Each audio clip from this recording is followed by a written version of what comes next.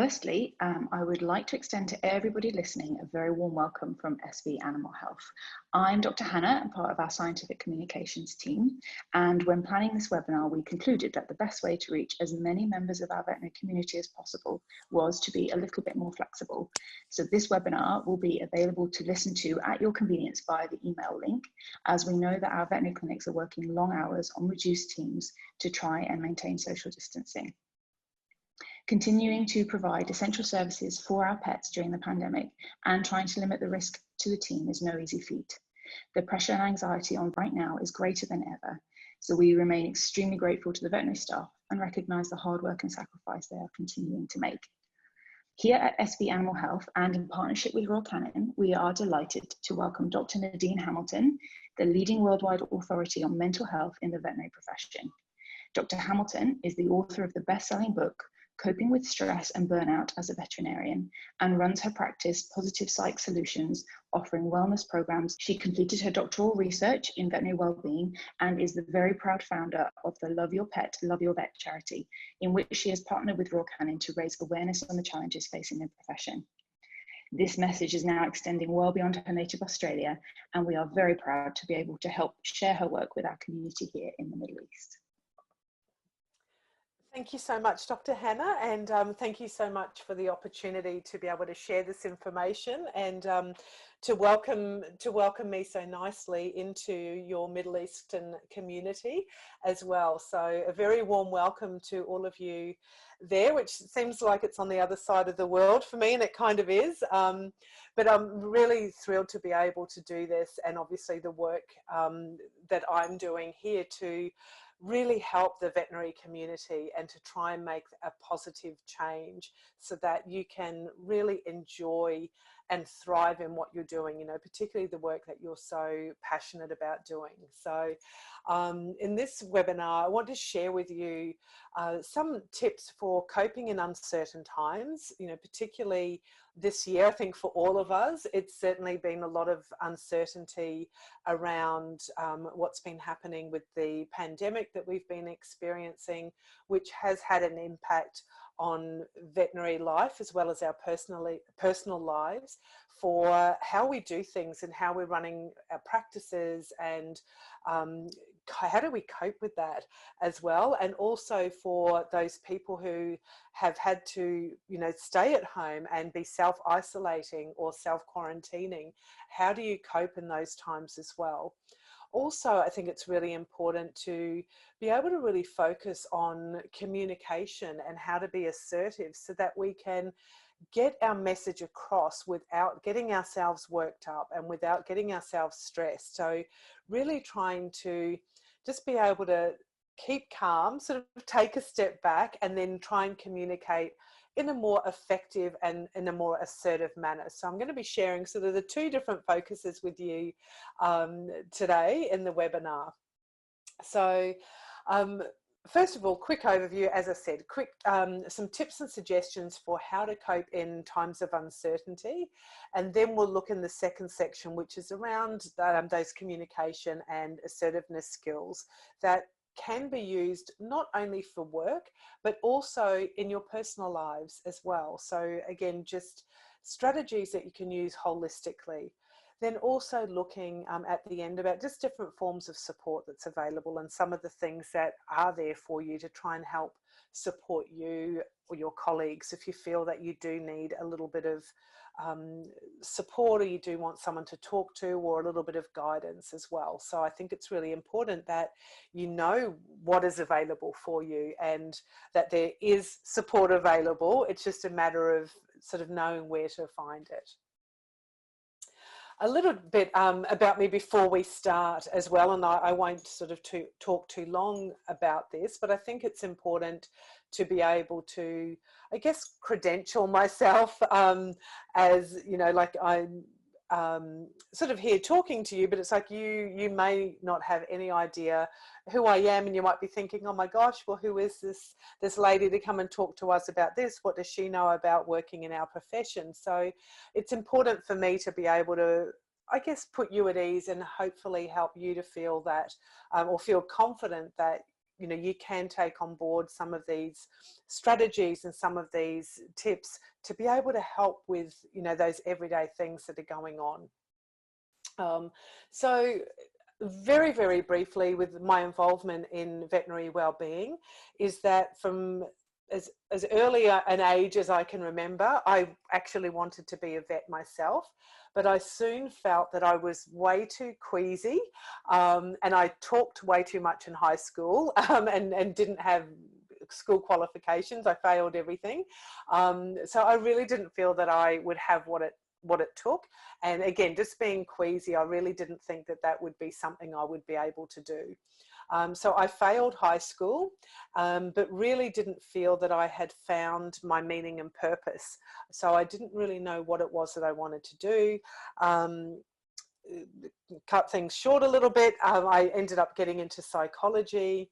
Right at the time that I started, very sadly and traumatically, one of my cousins back in the UK took his own life, and that was a really pivotal point for me in wanting to work with people who were feeling in that way, people who were feeling that they didn't want to be alive anymore, and they didn't want to, or they didn't know, well, where's the meaning and purpose? What's the point of me being here? So I wanted to be able to really try and work in that area, and specifically within this profession. So I'm hugely passionate about this profession. I've dedicated my career to this profession, and I started my doctoral research back in 2009 to look at, why is there so much stress and burnout within this profession? What are those contributing factors? Why do we have the high statistics that we do? And what are some of the things that we can do about that? So as part of my research, I developed a coping and wellbeing program that covered all the aspects of things that I felt made up that psychological well-being. So the program, I delivered it with a group of, or two separate groups of veterinarians, and it was really great. We reached statistical significance in achieving or reducing stress, anxiety, depression, and negative affect. So it was a really good way of, or a fancy way of saying that the program worked. So I use evidence-based strategies in the program, and obviously it was really effective. So that's something that I can continue to work with. Once I finished my doctoral research, I really didn't feel like I was getting anywhere professionally. I found it extremely hard to try and make some headway, I guess, within this profession. Like, I knew that the people in this profession really needed help and support, but just wouldn't reach out. And so it was quite frustrating for me, thinking, I've just done 6.5 years of research. I know that, the profession needs the support, but why is it so hard?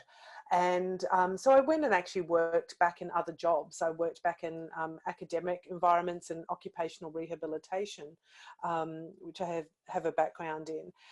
But I really didn't feel that was what I wanted to do. And I was sort of like, well, there's got to be a reason. I didn't do this doctoral research for nothing. So I did speak with someone who said, basically what you need to do is try and create that paradigm shift. We need to try and change that mindset that just because this is the way it's always been, it doesn't mean that this is the way it always has to remain. So we want to be able to try and change things and get a really positive change happening, so that those of you who are working within this profession, no matter what occupation that you're working within this profession, you're able to thrive and you're able to get that satisfaction out of what you are doing. So I worked with a marketing and business coach who I knew, who is based in the US, and she came up with the idea. I said, I have to create a paradigm shift. How do we do that? And she said to me, oh, we need to create a campaign like Love Your Pet, Love Your Vet. She was just amazing. She is so creative, this lady. She's just incredible. And so that was sort of where that journey began. I approached Royal Canin here in Australia, and was so very fortunate that they loved the idea, they loved the concept, and just came on board with it. So that was back in 2017. So it took us quite a while to just put things together, work on how we wanted this campaign to look. And, you know, we launched it officially in April 2018, so just over 2 years. And we had some social media posts, but we also had a series of videos that we released. And they are available on our website, they're available on our YouTube channel as well, but talking about some of those contributing factors to these high statistics. And the campaign was so successful, it went global. We had massive support.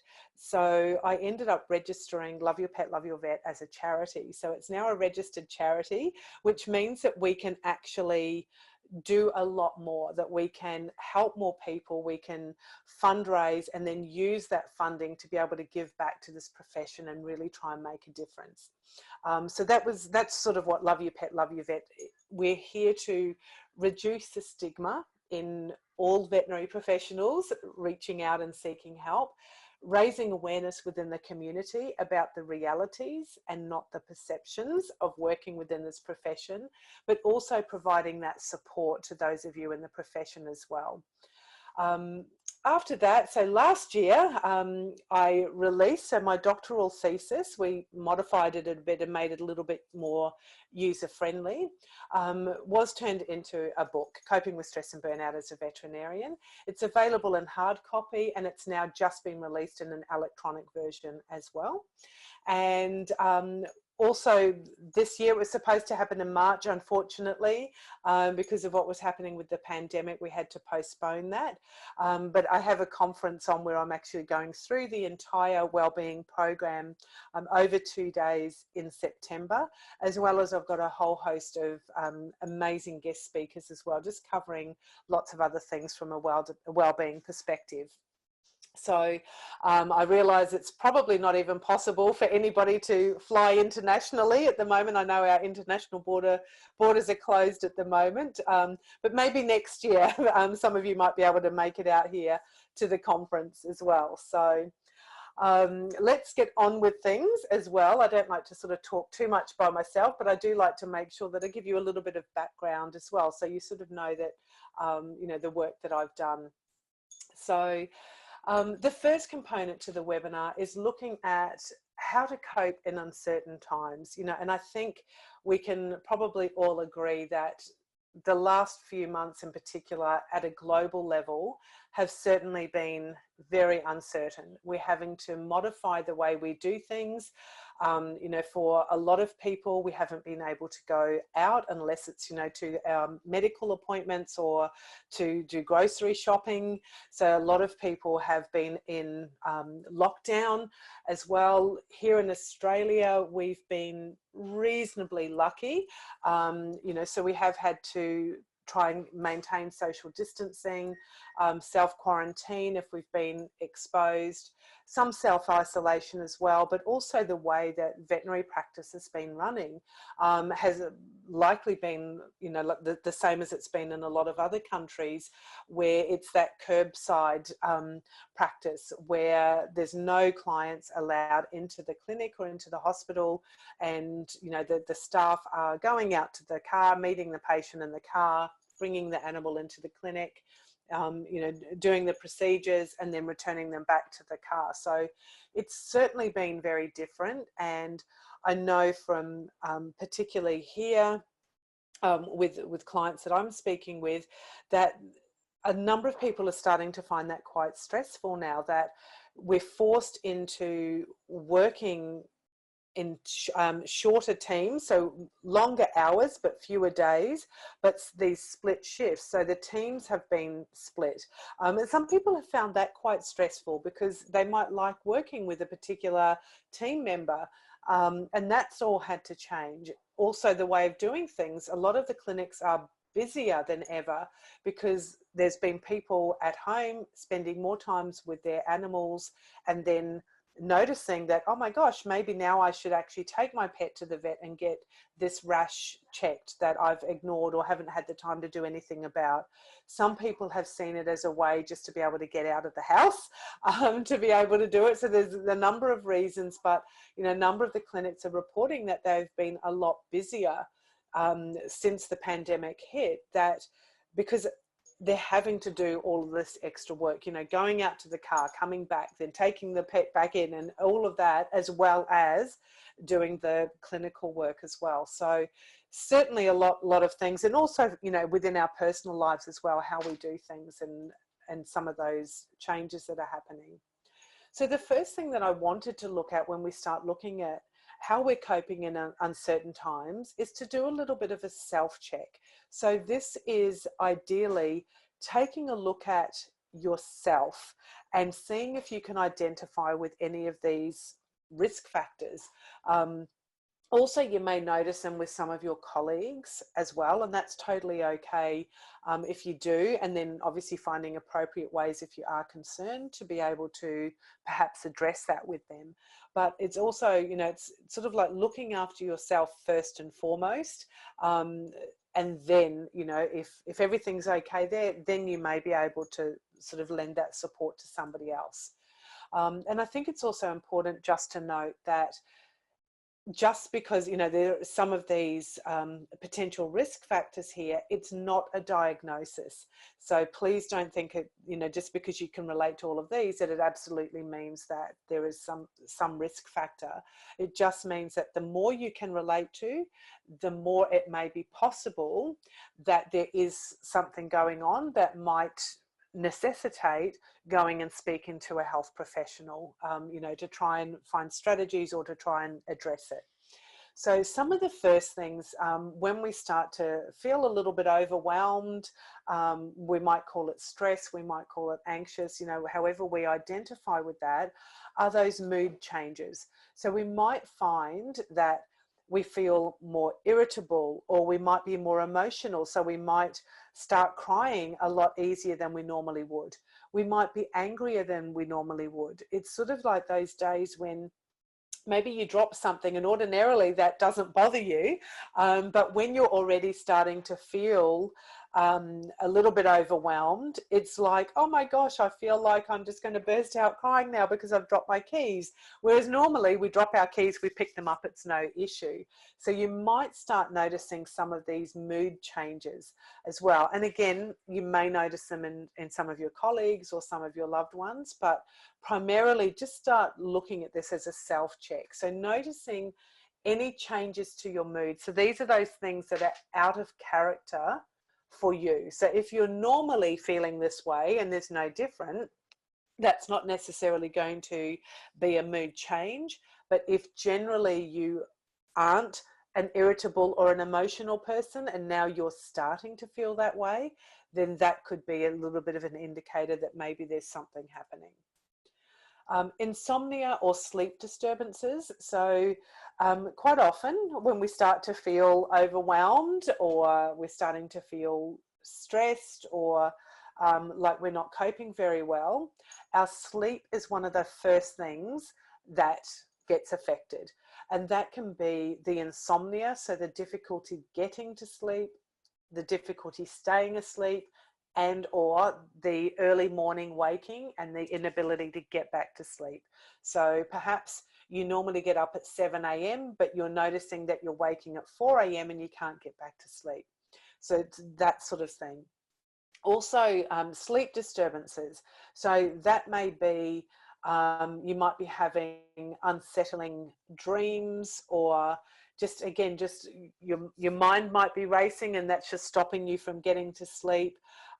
These are the sort of things, or it might be just constantly waking up, that are sort of outside of the everyday things that might happen. So if you're finding that you're waking up in the night, but maybe your next door neighbor has had loud noise or had loud music on, or there's dogs barking and that's woken you up, well then there's a reason for that. But this is if there's no sort of apparent reason, and then you're noticing that insomnia or those sleep disturbances.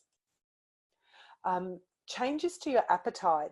So some people, when they're feeling stressed or when they're feeling overwhelmed, some people comfort eat, so they eat as much as possible. So it might be, what's in the fridge, what's in the pantry, I just want to eat everything. So they overeat as a way of like self-medicating or self-comforting. Other people, though, will be the opposite of that. Other people just have no appetite at all. So this is about noticing changes to your appetite. So if you're normally not a person that eats certain meals, maybe you skip certain meals, and that's if that is normal for you, that's just the way that you are, that may not necessarily indicate that that's something that's going on here as a risk factor. But if you normally have a really good, healthy appetite, but all of a sudden you just don't want to eat anything, or you find that you're overeating with no apparent reason, like having an illness or something like that, again, that would be something that we're talking about here with some of those appetite changes. It may also be like that racing mind or catastrophic or ruminating thoughts. So those catastrophic thoughts, they tend to be those worrying thoughts like, oh my gosh, what happens if this happens? Or what if this happens and then this happens? So we start catastrophizing over things. Or it might be ruminating or worrying about things that have either just happened or have happened recently or in the past, where we start thinking, oh my gosh, I wonder if I did that properly, or maybe I should have done this instead, or I should have done that instead. Or our mind could just be constantly talking to us. Again, which can contribute to some of the sleep disturbances, particularly the difficulty trying to get to sleep and stay asleep, because our mind just keeps talking to us. Any behavioural changes as well. So noticing changes to behaviour. If you're normally a really happy, bubbly person, and then you start finding that you just don't feel like your happy, bubbly self, that could be something there that you may notice. It may be a colleague who maybe they normally get to work a little bit earlier, and they go and make a cup of coffee or something like that for everybody, but all of a sudden they're starting to arrive late to work, and maybe they're not dressed neatly, or they're missing days at work or things like that, or they might seem to be a little bit more abrupt than normal, those sorts of things, changes to the behaviour. Or it might be some erratic kind of behaviour that's happening, or irresponsible behaviour that's happening. That again is sort of what we're talking about here with those behavioural changes. And one of the other things too could be like an increase in the use of like alcohol or other substances, whether that's a pharmaceutical, like a prescribed medication, or it could be a natural substance that you could buy, from a local pharmacy or at a supermarket that might help. Maybe it's something natural that helps you to get to sleep because you're not sleeping properly, or maybe it is a prescribed medication from your doctor that you're finding that you're relying on those sorts of things more than you normally would. So again, they're also some of those early warning signs that we want to just look out for.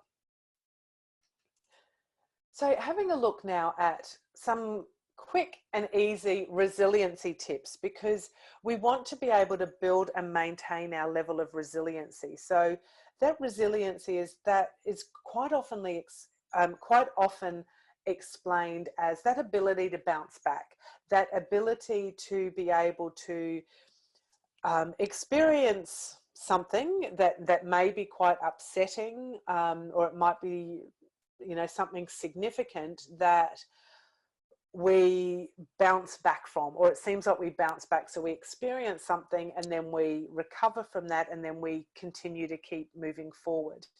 There are a few myths around resiliency. Some of the myths are that if you go through something that is really, really stressful or perhaps traumatic, that it automatically means you are going to be more resilient. That's a myth. It's not necessarily fact. For some people, they do become more resilient after something like that, but not always. So certainly some people do go through adversity and they don't recover from that. So again, that's a little bit of a myth. Another one is that just because we might go through something stressful or something traumatic, that that builds our resiliency and that makes us more resilient, or that we have to go through these negative or adverse effects or events to build our resiliency. But we can build our resiliency from our successes and things that have gone well, just as much as things that may not have gone so well. So I think it's really important to make that distinction, that we don't have to go through an adverse event to be able to build our resiliency. We can build our resiliency from those things that have gone really well. So it's really important, I think, to get that understanding. So the first one in this is to watch how you're talking to yourself. So when you're listening to your thoughts, are they mostly positive and helpful, or are they more negative and unhelpful? You know, what is your mindset telling you? Do you have that negative self-talk or more of a positive and optimistic self-talk? So really trying to be mindful about what is your mind telling you? What are your thoughts saying about you? And if they are very negative or very pessimistic and unhelpful, then looking at ways, you know, there are different ways to be able to try and address those, to focus on something that's more positive and it is more helpful and more optimistic. You know, and changing that mindset. So instead of having this negative mindset where we're expecting the worst, working out, and again, there are ways of doing this, but working through that to start sort of changing it. So rather than expecting the worst case scenario, why don't we start expecting the best case scenario? So it's sort of like we're doing a little bit of a shift, or a little bit of a shift. So instead of focusing on the things that we don't like or we don't want, let's start changing that and focusing on the things that we do like and that we do want. So it's just sort of changing that self-talk and trying to change that mindset to something that is more helpful and something that is more optimistic and realistic. Recognizing your symptoms and your stressors. So your symptoms, they're the feelings that you might have, or the thoughts that you might have when you're starting to maybe feel a little bit anxious, or when you're starting to feel a little bit overwhelmed. So they're the experiences you have. So some people, very commonly when they feel stressed or anxious, a very common experience is to just feel that tightness in the stomach. A lot of people feel quite sick in the stomach when they're starting to feel stressed or anxious, because all of that worry is going on. So we sort of feel like our stomach's churning. And it's like, you know, we can just feel this tenseness in our stomach. And our stressors are the things that make us feel this way. The stressors are the things that make us feel stressed or make us feel anxious or contribute to that. So if we can understand the things that make us feel stressed or anxious or overwhelmed or sad or angry, you know, all of those kinds of emotions, but also the symptoms, so how we feel when we're going through those stages, the earlier that we can recognize that, the easier it is for us to start being proactive and start doing something positive and helpful about it. So being able to recognize those so that we can do something more proactively rather than being reactive, because it's much easier to be proactive than to try and recover from it in a reactive perspective. So, you know, if we know that these things are happening, we can try and prepare for it as best we can. Practicing effective communication and assertiveness skills. I think this would have to be one of the top skills that's up there. And obviously in the second part of this webinar, I'm going to cover that and share some more information about communication and how to be more assertive.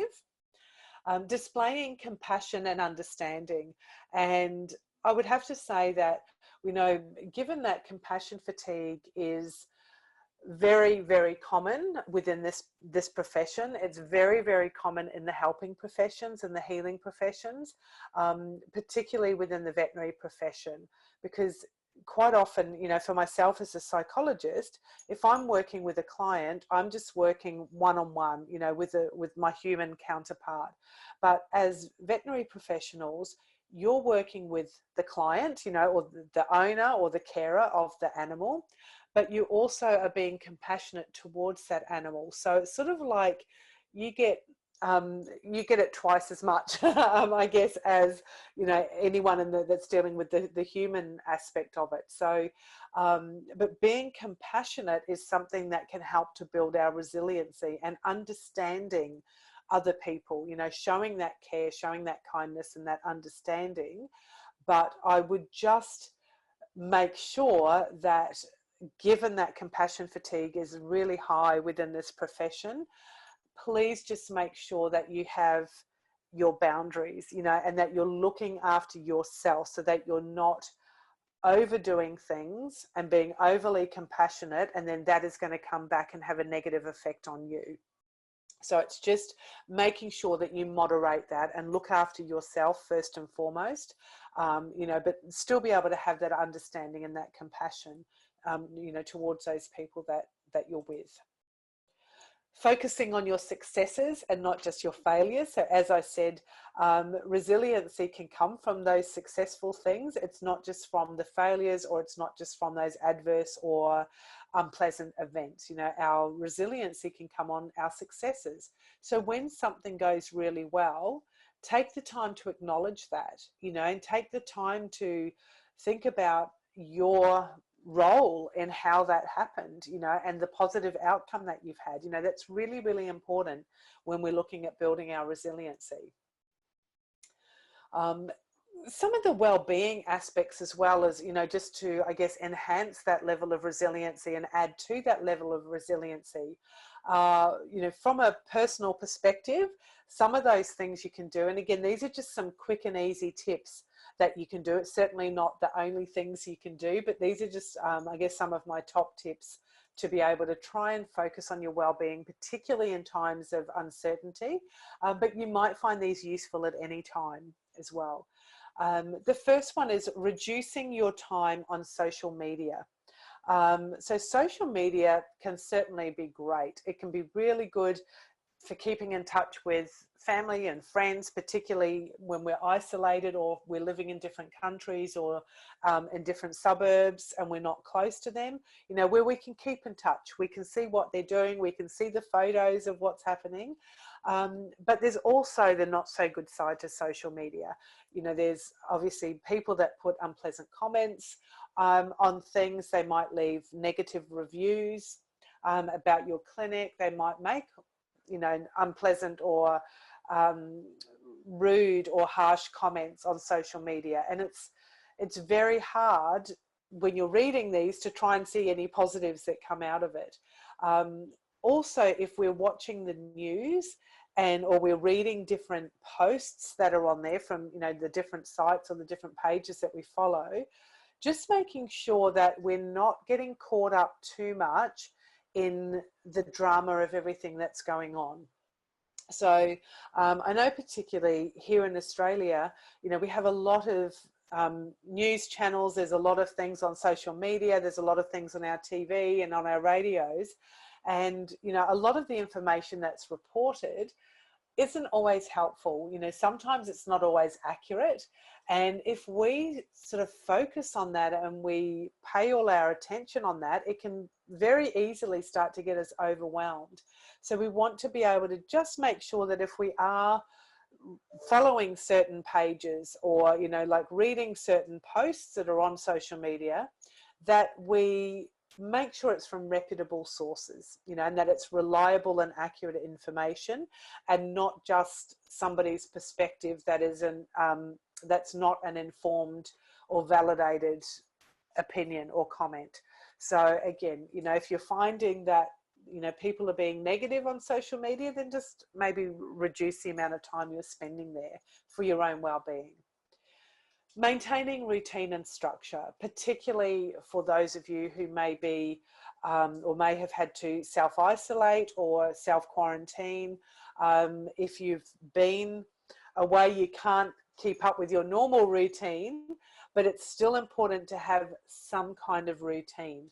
So I know things aren't as, you know, as we knew it with our normal routine and structure, but it's still being able to maintain something. So maybe, you know, we're only working 3 days now instead of 5 days, so we have a few extra days at home.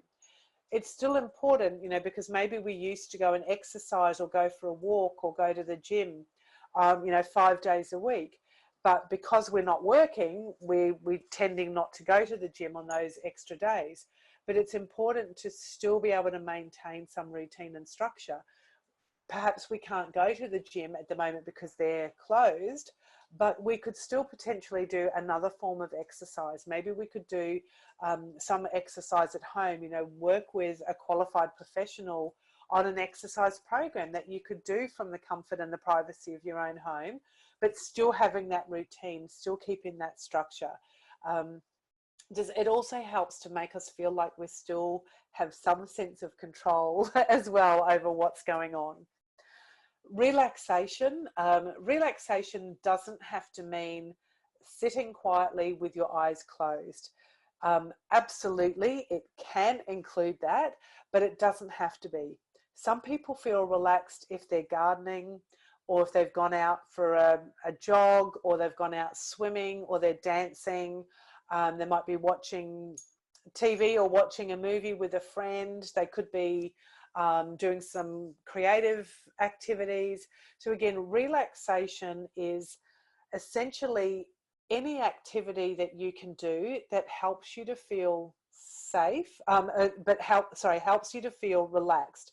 My only requirements that I have is that it needs to be something that is safe for you to do. It should be something that is healthy to do, but also something that is legal to do. So that doesn't mean, you know, because some people might have other ways of trying to relax themselves that may not be in the best possible way. It may not meet those requirements. So, you know, when we say sort of anything that you can do that helps you to feel relaxed, again, we need to make sure it is that we're not doing anything we shouldn't be doing, and that it's also safe for us to do that, and it's also, you know, a healthy activity for us to do that. Because some people might say, I feel so relaxed when I'm sitting on the couch and I'm just eating lots and lots of chocolate. You know, that might be good, you know, in a small amount, but not in a lot of amounts. It's probably not the healthiest thing that we could be doing. So just finding something that is relaxing for you, and then trying to engage in that activity as frequently as is possible, just to keep that relaxation there, just to help to keep any levels of stress, you know, in a more manageable place.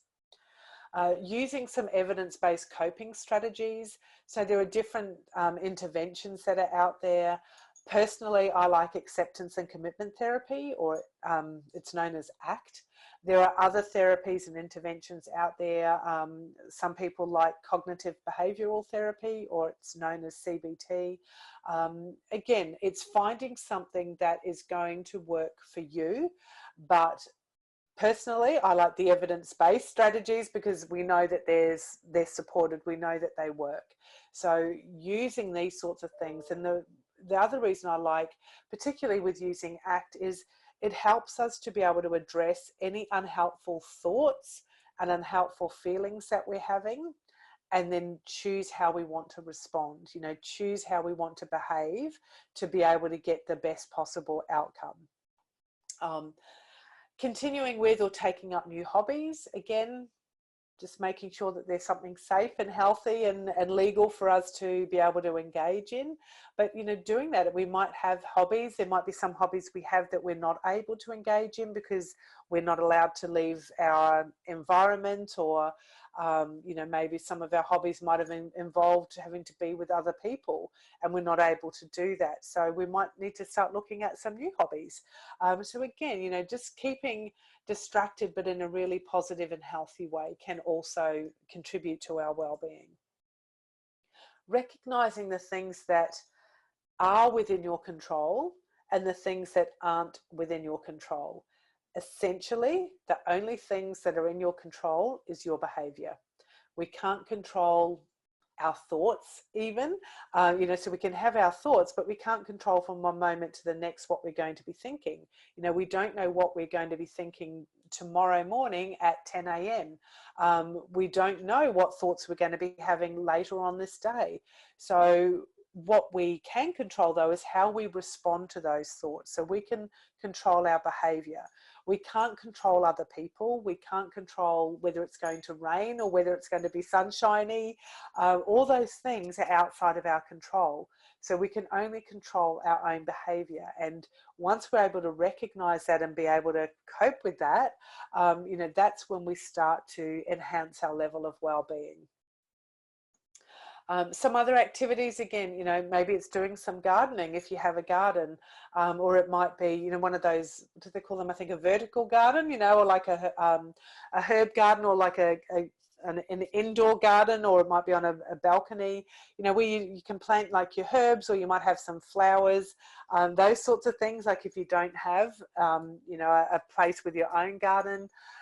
Exercising, or it might just be sleeping in if you're able to sleep in, if you don't have to go to work on this particular day, or you're working a little bit later than normal, and you know, being able to sleep in might enable you to really start catching up on some of that missed sleep, or it might be having a little bit of a nap during the day, you know, if you feel that that's going to help contribute to your well-being, particularly if you are feeling really tired and you're feeling exhausted and that you haven't been able to really get that good quality sleep. You know, those sorts of things, particularly if you are, you know, spending more time at home, especially during the pandemic. Even things like reading a book, or it might be downloading a TV series, you know, like if you have, I'm not sure what TV, like pay TV stations you have over there, but I don't know if you have like Netflix, those sorts of things where, you know, you might go, oh yes, I want to watch this television series, or, you know, it could be, you know, like a reality TV show. It could be like learning how to cook or something like that. Enjoying colouring in. And I know, you know, they used to say colouring in's for children, but they actually have a lot of adult colouring in books, and it can be very therapeutic just colouring in. I often enjoy colouring in because you can mix the colours up. It doesn't really matter. You don't have to worry about if you go over the lines and it's not perfect, but you tend to get distracted because you're putting your focus into what you're doing rather than worrying about everything else. For some people, it might be just playing different games as well. Like, you know, if you have card games or board games, those sorts of things, you know, they can also be fun and just help, you know, to keep you relaxed, help to have a little bit of that social contact, you know, again, where that's possible to do so.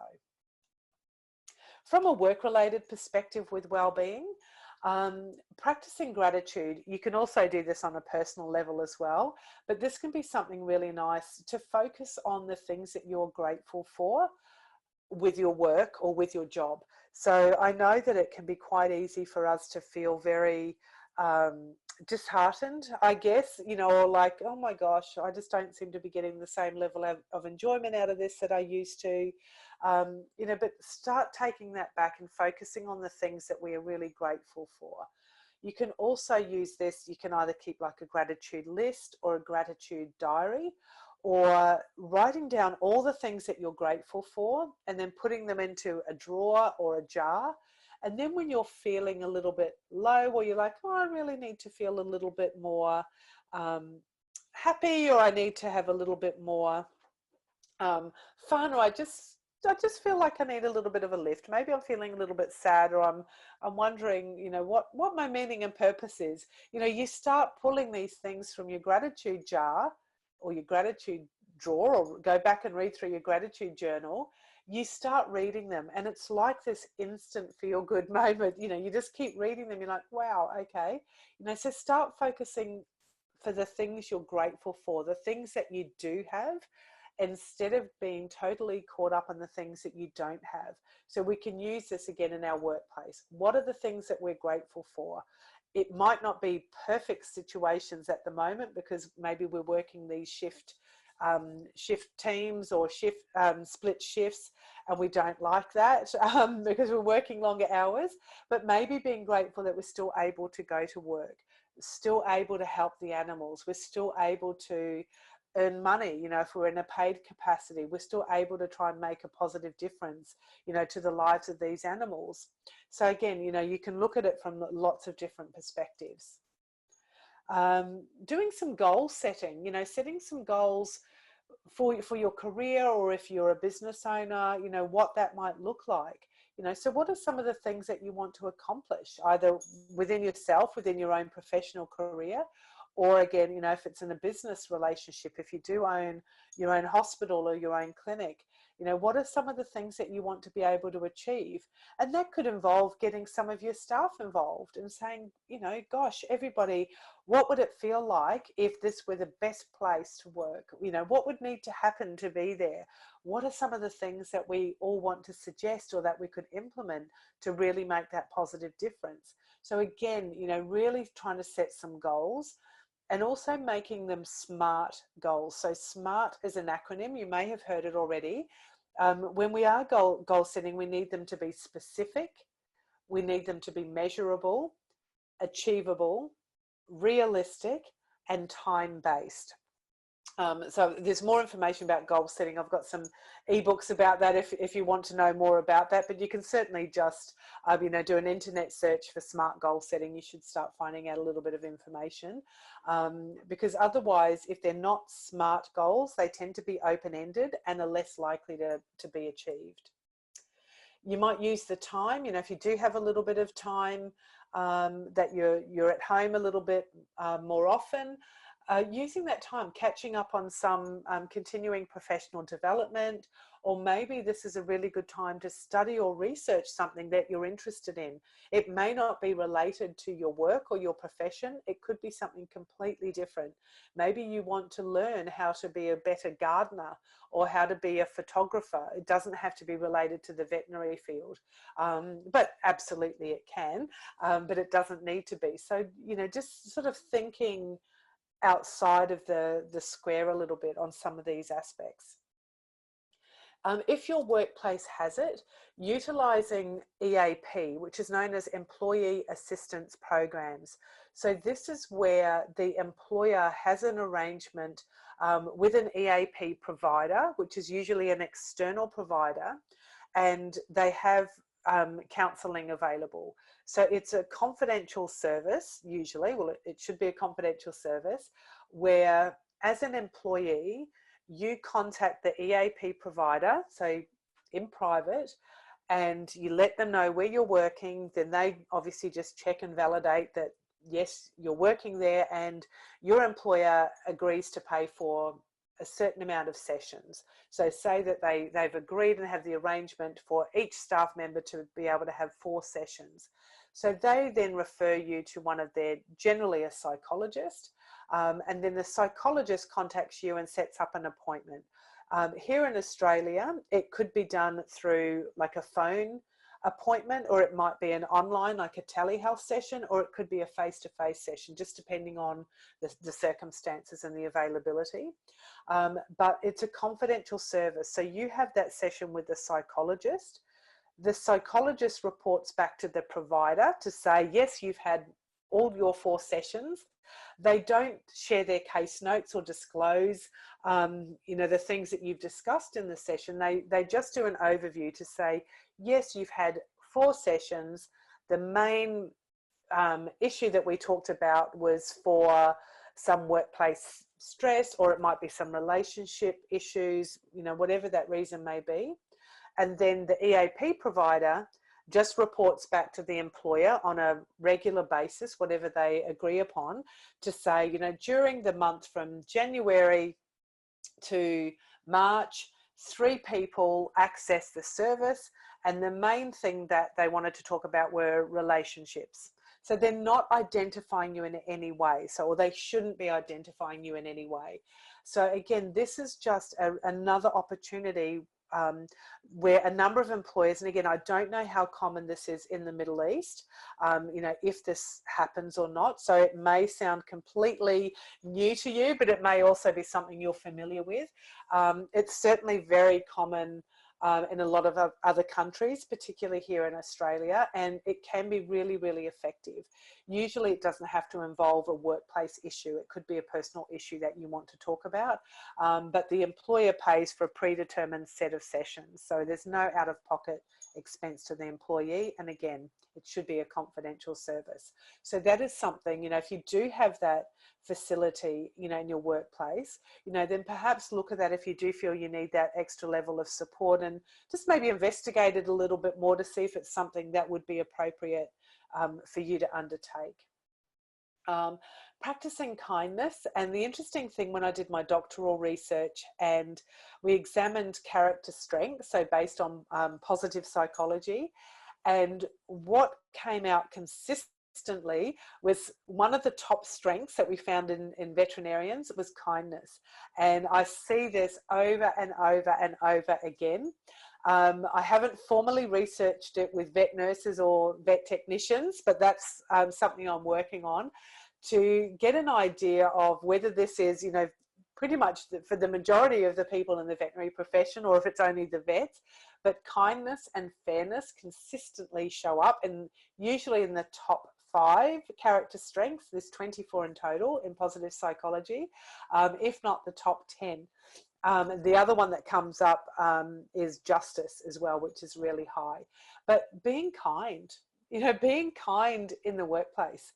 It costs nothing to be kind. It costs nothing to smile at someone, or just to say thank you, or make a nice comment to someone, or to help someone. Maybe you could go and empty the rubbish bins for somebody because you finished all your jobs for the day, but maybe a colleague's still got lots of things and it's getting late and you all want to go home and be with your family, or just have some time at home.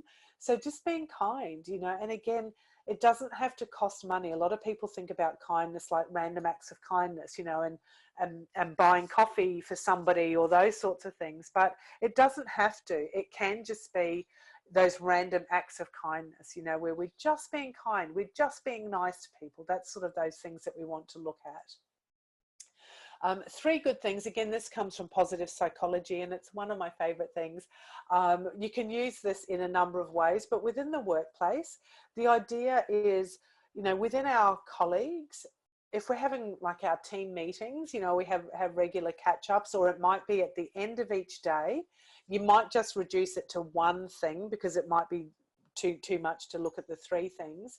But looking at, okay, what's 1 good thing that has happened today? So rather than going, oh gosh, this thing happened and I didn't like it, and this happened, I didn't like it, we can probably have a whole list of the things that we don't like, but we want to start looking and really noticing the good things, because the good things will be there, but we just tend to get so overwhelmed and caught up in the not so good things. So starting to look at those 3 good things, if not at least 1.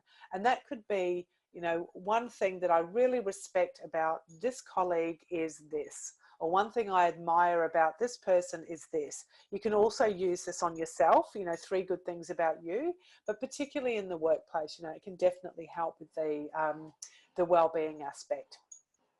So that was sort of it, I guess, as far as some of those coping in uncertain times, it's quite brief, but hopefully it's given you enough things to start focusing on this, and some ideas that you can start to look into implementing to really try and enhance your level of well-being.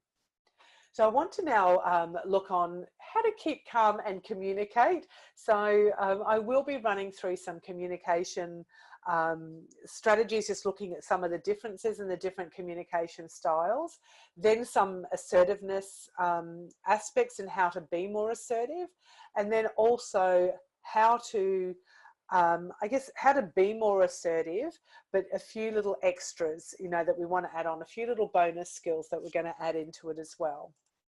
So when we start looking at clients in particular, so if we're focusing this on the workplace, this is where a lot of people struggle, and particularly within the veterinary industry, with difficult clients. And we know that difficult clients are one of the contributing factors to those high levels of stress. So we want to sort of look a little bit more so we can start to try and understand how to communicate a little bit more effectively, how to communicate to try and reduce any likelihood of conflict or adversity. So there could be several reasons why you might think that your client is difficult. And again, it can come down to perception as well, and our perspective. So say that you have got a client and you might feel that they're being rude. You know, maybe they've made a rude comment or an inappropriate comment, you know, and there's certainly no shortage of those going around.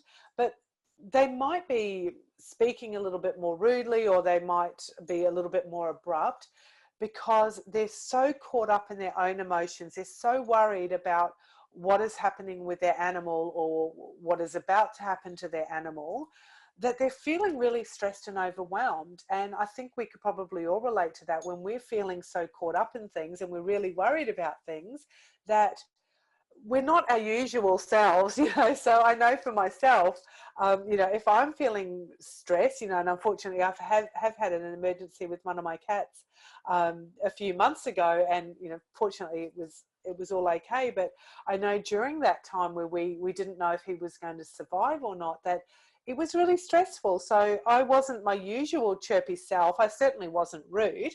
But I was a lot more serious because I was really paying attention and listening to everything and listening to everything that was going on and what I had to do and all those sorts of things. So I wasn't my normal bubbly, chirpy self because I was really worried about, you know, the well-being and what was going to happen with my cat. So again, you know, some of those things could be going on. They could be worried about the cost and whether they're going to be able to afford to pay for the treatment of their animal. Again, that is another legitimate factor, especially if they don't have a lot of money or if they don't have pet insurance as well. So that can certainly be a worry that, oh my gosh, how much is this going to cost? And I don't know if I'm going to be able to afford it. That's not to say that they think that you're really, really expensive, but just that, you know, the cost of treatment can be expensive, you know, and that's just the reality. It costs a lot to be able to provide this treatment, you know, and to be able to provide those services. And, you know, if you have to provide medication and the care, and, you know, if they have to have surgery, all of those things cost money. So again, you know, it can be just a concern about, oh my gosh, you know, am I going to be able to afford this? How much is it going to cost? And I know I've certainly gone through that myself, you know, with different things with my animals. They might not realize that their behavior is being perceived as rude or perceived as offensive. Again, you know, it's perception as well that it comes down to. They might not know how to be able to talk and communicate appropriately or effectively. So they may just be talking in the normal way that they would talk to their family or their friends or their loved ones. They may not think that that's rude or offensive or it's not appropriate communication because they don't know any different. So again, you know, rather than us trying to just judge the person automatically and get defensive, we want to just take a little bit of a step back and just sort of notice what's going on. They may have felt that they haven't been treated appropriately by the staff. So maybe they've called up and they feel that somebody was rude to them on the telephone. And so they come in and they are feeling a little bit defensive because they might think, well, why do I need to be nice to you because you're going to be rude to me because somebody was rude to me on the phone, or what they perceived was rude, whether it was the reality or not. So again, that could be something that's going on. They may not be feeling validated. They may not feel that you're listening to them or that they've been heard. So, you know, quite often it can happen. They might sort of say, you know, look, I really want to find out how much is it going to cost to vaccinate my dog. But then, you know, the person might be talking to them and saying, great, okay, well, if we do the vaccination and then while we're there, we may as well do a dental check, and then we could do, you know, the worming and everything, but you haven't actually answered the question. They might feel a little bit frustrated over that. There could be some cultural differences as well. So that could be a big thing that's going on where certainly some cultures it's perceived to be rude to make eye contact when we're talking. And so when people are looking away, for those where, you know, particularly here in Australia, we make eye contact when we speak. If somebody's talking to us and looking away, if we don't understand that, we could perceive that as, okay, you know, what are they trying to hide? Why aren't they looking at me in the eye? Whereas for other cultures, it's rude to look people in the eye. So there could be a lot of these cultural things going on that we may not fully understand, or they may not fully understand if it's, you know, if they're in a different cultural environment as well. So some of these things could be going on, you know, maybe they don't understand, or they're having difficulty. If it's a second language, they might not understand that, or they might not understand some of the customs that are going on.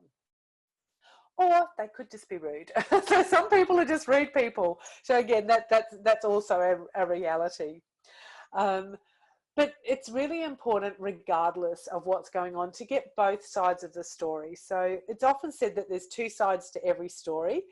There's actually three. So there's, you know, if you're having a conversation, say with a client, and maybe it's turning into a bit of a disagreement, that there's your side of the story, they have their side of the story, but there's also the truth about what's really happened. So somebody could say, when I rang up, you told me this, and you could be saying, no, actually I didn't, I said this. You know, again, both have your own perception and opinion about what's going on, but maybe neither of those were right, you know, or maybe, you know, you both heard different things, or one part of it was correct and one part wasn't. So there's always going to be the truth underlying it. But if we want to be able to resolve that conflict appropriately, we need to be heard. We need to just be able to stop and listen and hear the other person out, you know, which means that we don't just want to listen to respond. We want to listen to be able to hear what they are saying and get a better understanding of where they're coming from. And it may be that they are right, because, you know, is the theory that used to be a lot in a retail environment, you know, that the customer is always right. The reality is that the customer is not always right, but they could be very valid in what they are trying to point out. So they might have a very valid point. When we're able to hear them and just stop trying to be defensive, when we can take a step back and just acknowledge and listen to what's going on, it may be that we say to them, you're absolutely right. How do we now try and work through this? You know, okay, what could we do to help? Or let me look at ways that we can offer to try and rectify this, or, you know, depending on what the situation is. So being able to try and resolve this before it escalates is going to be really, really important. So there's two types of communication. We have our verbal communication, which is the speech, which is what I'm doing now. And that could be, you know, when you're having a conversation. It could be listening to the radio or the television, you know, or watching a video, those sorts of things, you know, that verbal aspect, but also the non-verbal communication. And so that can include things like a letter, you know, something that's written, or an email. Our body language certainly can say a lot about us. The facial expressions that we have, or our gestures, you know, so I talk with my hands. So I move my hands a lot. Like, I know you can't see me, but my hands, you know, are moving as I'm talking, and that's how I sort of make those gestures and those expressions, but also through our facial expressions, you know. So these are some of the ways, you know, that we communicate in a non-verbal context as well. So when we're having a conversation with someone, or, you know, maybe we are, you know, having an online session like on Skype or Zoom or FaceTime, this is when we're able to verbally, so we're speaking and getting that communication happening, you know, using that verbal style. And we need to be mindful, though, when we're communicating, of our tonality, you know, of what sort of language are we using? Are we being rude in our language and using inappropriate terminology or offensive terminology? Or are we communicating in a professional and respectful way? Hopefully we are. But we also need to be mindful of the denotation, which is those sorts of gestures that would suggest we're in agreement with the person. So if you said to me, oh, Nadine, Do you really love your job? And if I'm nodding to you, I'm sort of nodding in agreement. So the denotation is that, yes, I'm agreeing with you. Yes, I love my job. And the connotation is that emotional or that subjective meaning. So as I'm nodding my head, I might be smiling, which might be sort of saying, yes, I'm smiling because, yes, I love my job, you know, and I feel great about it. So it's that emotion behind it. But if I was shaking my head, you know, maybe I pulled a little bit of a sad face, that might indicate, and, you know, the connotation is that, actually, no, maybe I don't like my job and I'm really sad about that. So again, you know, we can have some of these other things that are going on to express the way that we're communicating verbally. With our non-verbal communication, sometimes it can actually contradict what we are verbally saying. So we might be saying, yes, I'm great, I'm so happy today, but we might be having a posture that would suggest otherwise. We might have tears streaming down our face, you know, so again, or we might be saying, yes, I'm really, really happy to be here, but we're stood there with our arms folded and looking really stern. So again, you know, some of those things, the verbal communication and the non-verbal communication don't always align. It could be ambiguous as well. So it may be that, you know, you say something to somebody and, you know, they might say with raising eyebrows, it might be, oh, Nadine, did you eat all the chocolate in the fridge? And I might raise my eyebrows, and then, you know, depending on my expression, it might be, uh-oh, now I've been found out. Yes, I did eat all the chocolate. Or I might sort of raise my eyebrows as if to say, no, you know, why would you accuse me of eating all the chocolate in the fridge? So again, you know, that non-verbal and how we are relating and sending a message could be sending two completely different messages. You know, we're raising our eyebrows, but it could have a different connotation each time. It can also convey emotion. So it may be, you know, if we touch somebody's arm gently, or, you know, if somebody's really, really distressed, we might reach out and just touch their hand. Again, you know, if that's appropriate to do so. Or, you know, if we see somebody and we walk past and we give them a really nice big smile, again, you know, that could convey that emotion. Or, you know, sometimes if you're feeling upset and someone just looks at you, you just look at certain people and you're like, oh gosh, now I feel like crying. So again, you know, that non-verbal communication can also convey emotion. There could be many facets to it as well. You know, our facial expressions, our voice, the tone, you know, which is obviously the verbal aspects, but how we're communicating and the tone, whether we're using a high-pitched tone, whether we're speaking really quietly or whether we're really loud and, you know, using a deeper voice, our body language. So all of these aspects can all start to come into it. But it also, again, is important not to make assumptions about the connotation behind it when you are conveying that message. Like if somebody sent you an email and they said, have a nice day, and then put an exclamation mark at the end of it, you might read that two ways, you know. So if somebody sent that to me and maybe it was a friend, you know, who we've just had the most brilliant conversation with, and then they've sent me a follow-up text message and said, have a nice day, with an exclamation mark, I might go, oh yes, they're really excited about me having a nice day, that's great. But maybe it could be said in a not so positive way, that maybe it sort of comes across as a little bit sarcastic. Oh, have a nice day. So again, you know, we can read into things. I mean, it's really important that we just be aware of that, particularly with nonverbal, because messages can be misconstrued very, very easily. So again, you know, any form of communication that isn't spoken is considered nonverbal.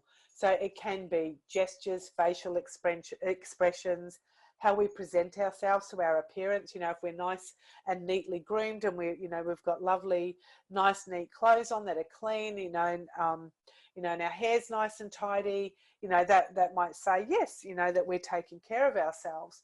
But if we're not doing that, you know, maybe we're looking at something, maybe something on social media, and somebody's, you know, in dirty or torn clothes and their hair's not been done, you know, and they're looking a little bit disheveled, maybe we're going to look at that and think, oh my goodness, maybe they're not feeling too well or something's going on.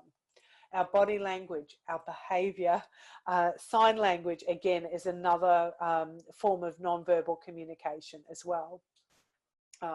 Emails, letters, other forms of correspondence, you know, text messages or messages through social media, those sorts of things, you know, can all can all constitute non-verbal communication.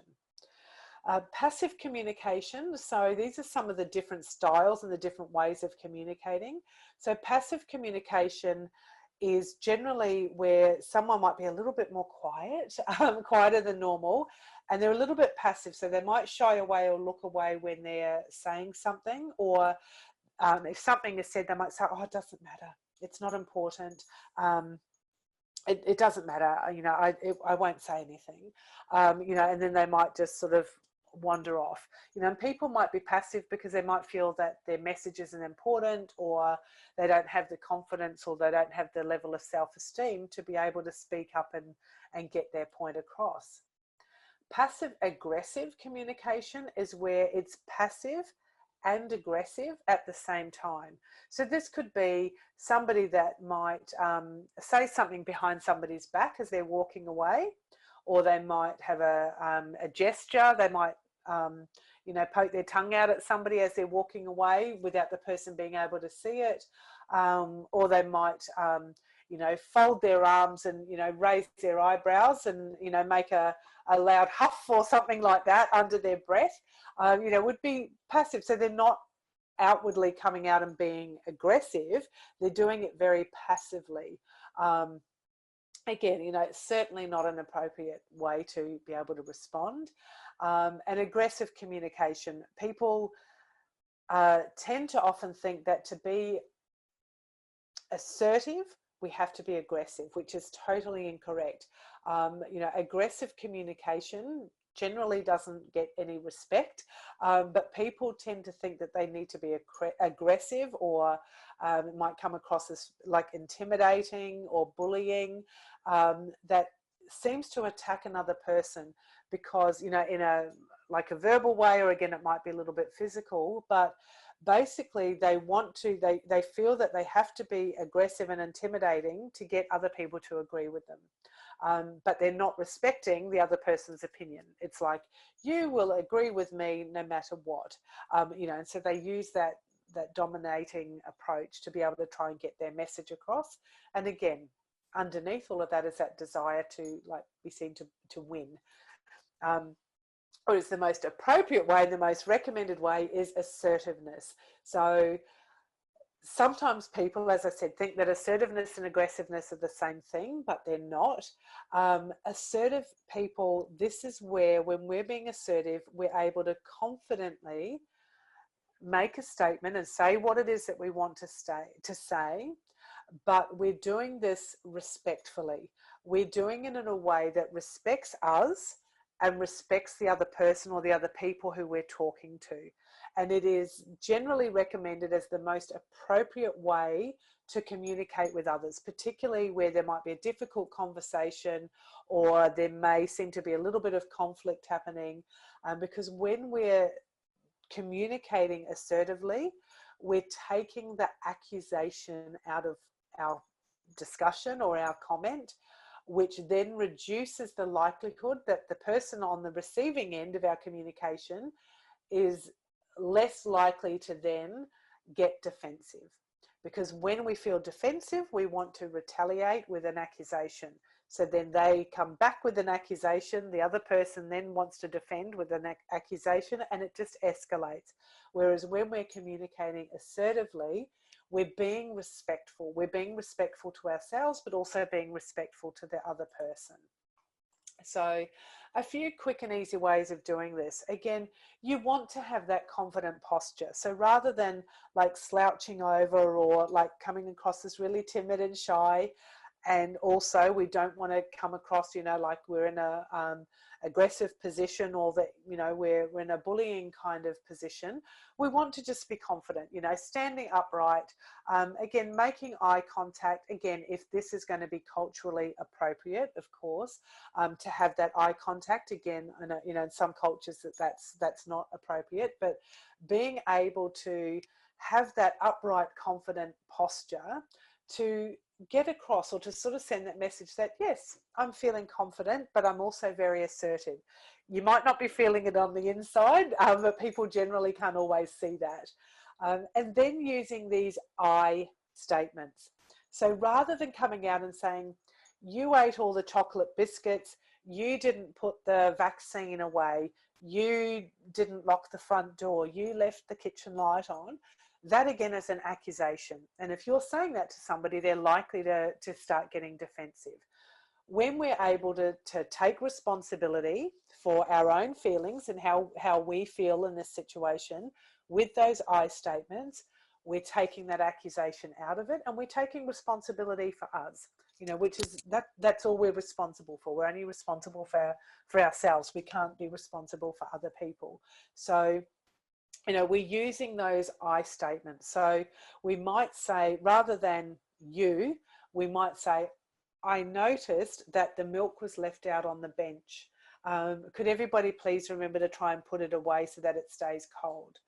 Oh, I noticed that the chocolate biscuits are no longer in the fridge. Did somebody eat them? I noticed that the front door wasn't locked last night. You know, it'd be great if everyone could please just double check it before they leave. So those sorts of things. So you're starting your sentence with I. So you're stating what the problem is, how that makes you feel, but also what you would like as a potential resolution. So also, you know, so I noticed this. This is what happened. This is how I'm feeling. This is what I would like as a resolution. It doesn't mean that you're always going to get the resolution you want, but it just means that you will reduce that likelihood of the defensiveness, because you're not having the accusation in there. So hopefully that makes sense as well. I know it's sort of a very brief overview, but I guess just to add on to that, and a couple of little bonus skills here, you know, when we're talking about communication, looking at reframing, challenging and probing. And these are just some really quick little advanced skills, if you like, or advanced techniques that you can start using, you know, in your communication style. So the first one is around reframing. So this is essentially about just putting things into a different context, reframing what's going on. So somebody might say, so maybe I'm trying to eat healthy and lose some weight, but I just ate a piece of chocolate cake. So now I might be thinking to myself, oh, I'm so hopeless. I've just ruined my healthy eating plan now by eating chocolate cake. But then you might come across and you might reframe that, and you might say, well, actually, if you've only had one piece of chocolate cake this week, is that really going to make a really, really big difference? It doesn't mean that you've ruined everything. It doesn't mean that you're hopeless. It just means that you ate a piece of chocolate cake and maybe you just be healthier tomorrow. So you're just trying to reframe it, turn something positive out of, you know, something negative or something unhelpful. So you're just sort of trying to put a positive slant on it. Challenging, sometimes we might need to challenge something, but we do this in a caring way, certainly not in a challenging confrontation. We want to do it in a caring confrontation way. So maybe you have a friend or a colleague and you notice that every Monday they call in sick to work and you get called in to cover their shift, or it's extra busy because you don't know that they're going to call in sick, and so it's really, really busy for everybody. So you might challenge that, but again in a caring way. You know, maybe it's something like, oh, you know, whatever their name might be, I've noticed that for the last 4 Mondays you've actually called in sick. I just wanted to check, is there something going on Mondays? Is it something to do with work, or is it something over the weekend that you don't like coming into work on a Monday? So, you know, I just want to like look at that a little bit deeper and see maybe if there's something going on that I could help out with. Or it could be someone who just consistently lets you down.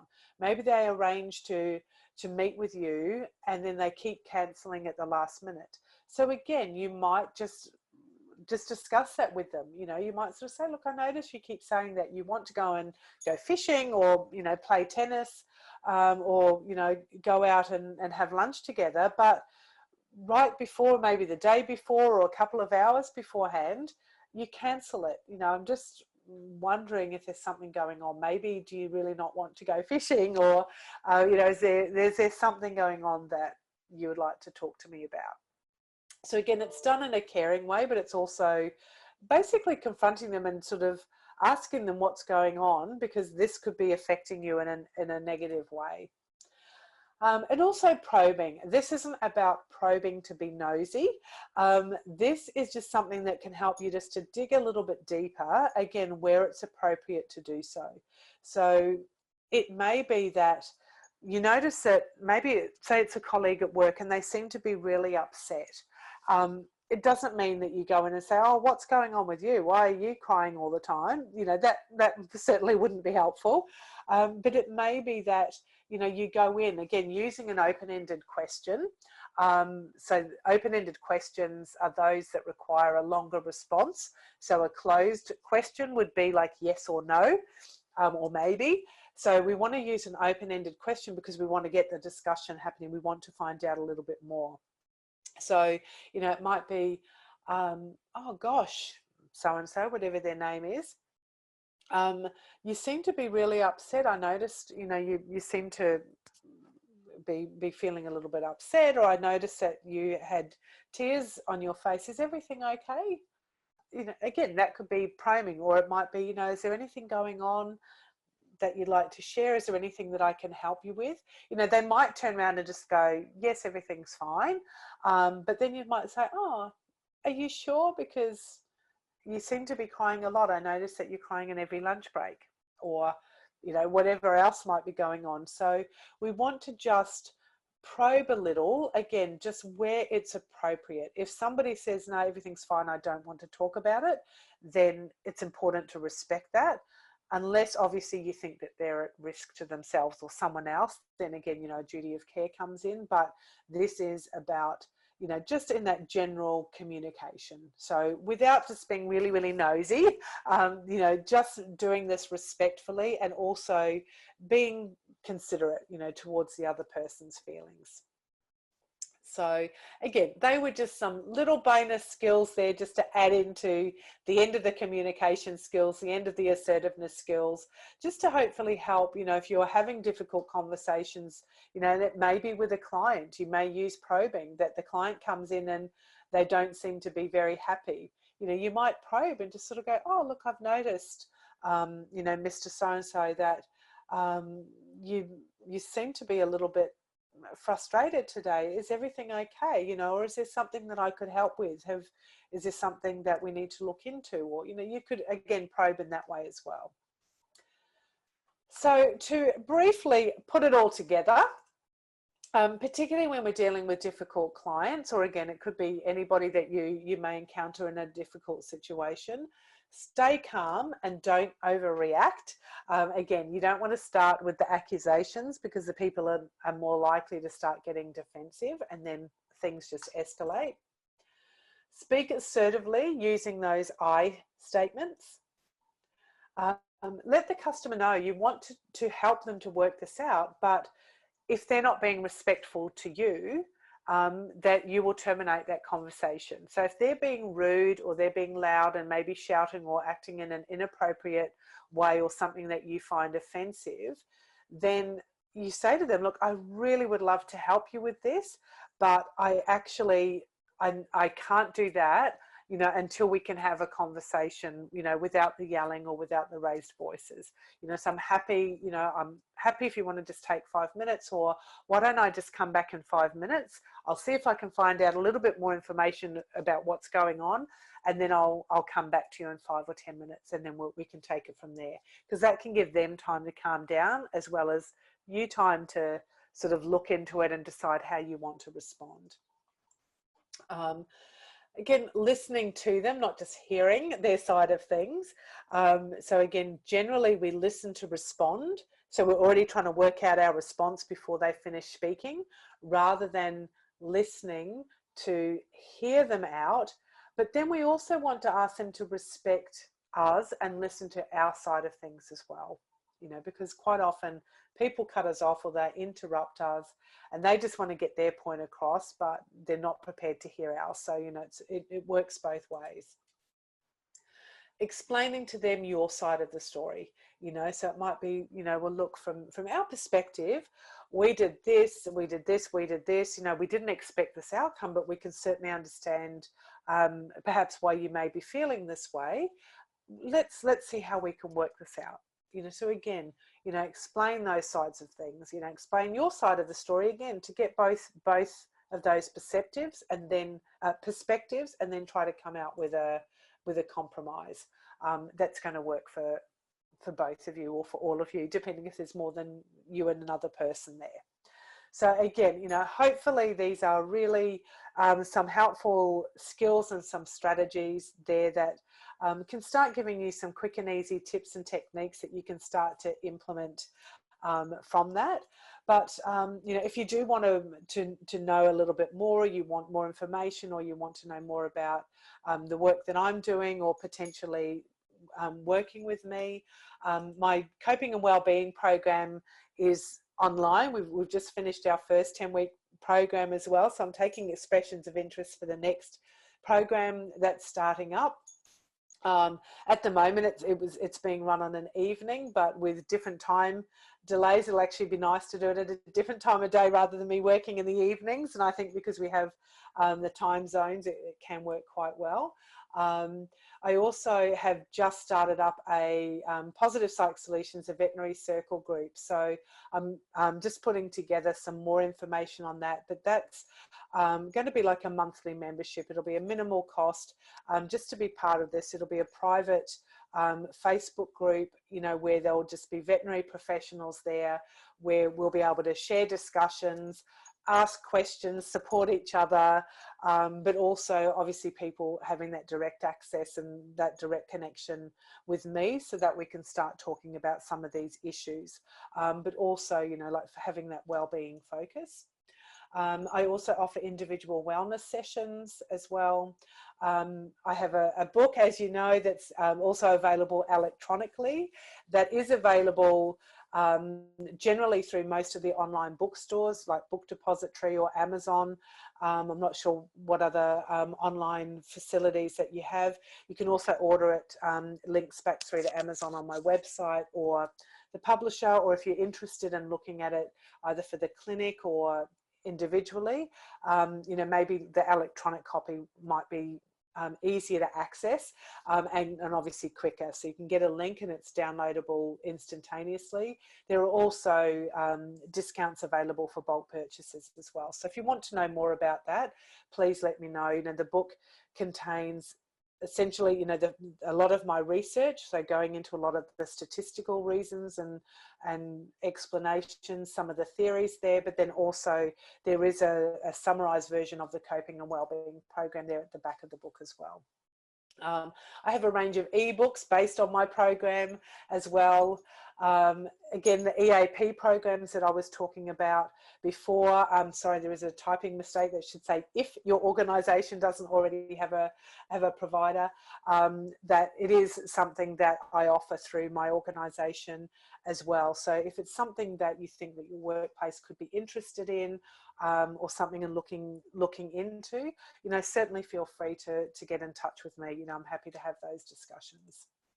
So if you would like to get in touch with me though, the two websites that I have, so Positive Psych Solutions is my corporate business. So that's where I do like my individual and my corporate work. And then obviously Love Your Pet, Love Your Vet is the charity. So you can check out a lot of the thing. We've got a lot of resources on the website as well. There's different podcasts that I've done, different interviews, different blogs. So there's lots of different resources that are available on both of those websites. You can also view our campaign on the Love Your Pet, Love Your Vet website. We've got our Facebook pages, we have Instagram pages as well. But, you know, any queries or, you know, if you want to clarify anything, I have contact forms on both of those websites. They come directly to me, or you're most welcome to email me directly with any queries. You know, you might just need a little bit more explanation about something that I've talked about here today. But again, you know, please feel free to get in touch, or it might be looking at things for your organisation. You know, if you want to look at some wellbeing aspects there, you're most welcome to do that. So, so yes, thank you. That's it from me. I think Dr. Hannah is going to jump back on very briefly now before we finish off. So, you there, Dr. Hannah? Thank you very much for your time today, and what an excellent introduction to a really topical and sensitive subject. Thank you. And for all the direction you've given us towards the end for the tool and resources available. I know I particularly remembered when you were talking about finding gratitude or within your work. I've made quite a few moves since I graduated, which was a little while ago now, including international moves to the Middle East and between certain countries in the Middle East as well.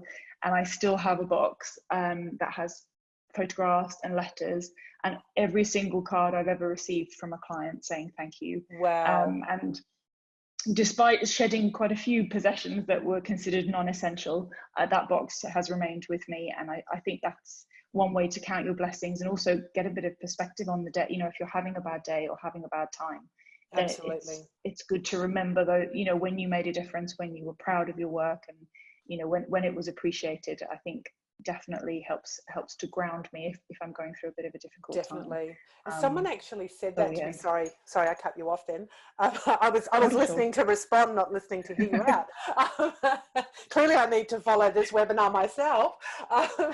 But yeah, somebody actually said that to me. They said, I think they know every vet that they've ever worked with has got like a gratitude drawer where all those cards and letters are kept. And I think it's just beautiful, and it can be very nice just to get them out. And I think sometimes it can reinforce why you're doing what you're doing. Yeah, for sure. Absolutely. So that's wonderful, but thank you so much for your time. We really appreciate it. You're welcome. And for everybody listening from SB Animal Health, we hope that you've enjoyed it.